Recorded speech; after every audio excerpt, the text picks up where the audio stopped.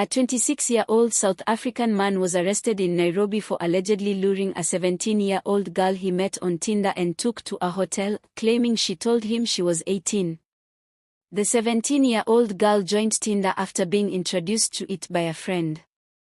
She matched with a South African man living in Nairobi, and they later met at a high-end hotel where they had consensual, protected sex. Now, the girl's family has had the man arrested and is pushing for him to be jailed for defilement. The mother is very emotional and wants the harshest punishment.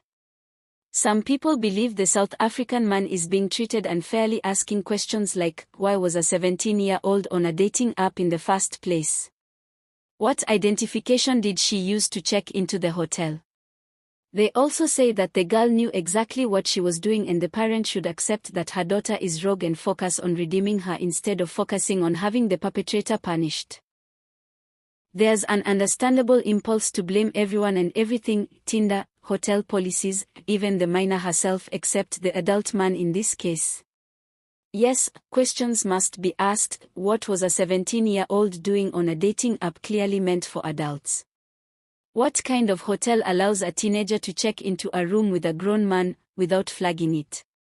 And yes, it appears the girl was neither coerced nor ignorant about what was happening. But none of this, not the app's negligence, nor the hotel's lack of scrutiny, nor the minor's perceived maturity, absolves the man of criminal liability under Kenyan law.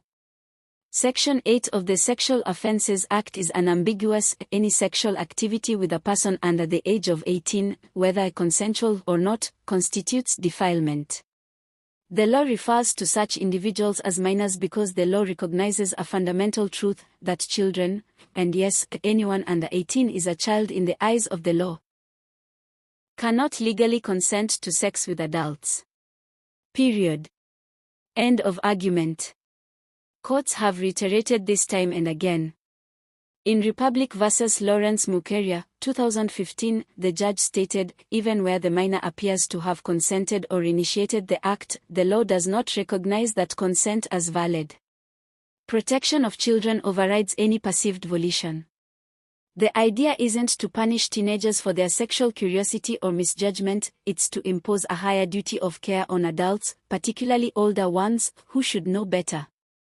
And let's not forget, this wasn't a fellow teenager, this was a full-grown man with enough life experience to recognize when someone is clearly underage, or at least young enough to raise alarm bells.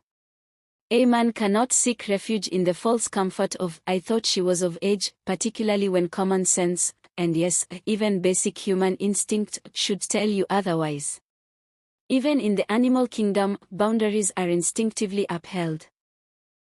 You won't find a mature lion in the Masai Mara mounting a cub.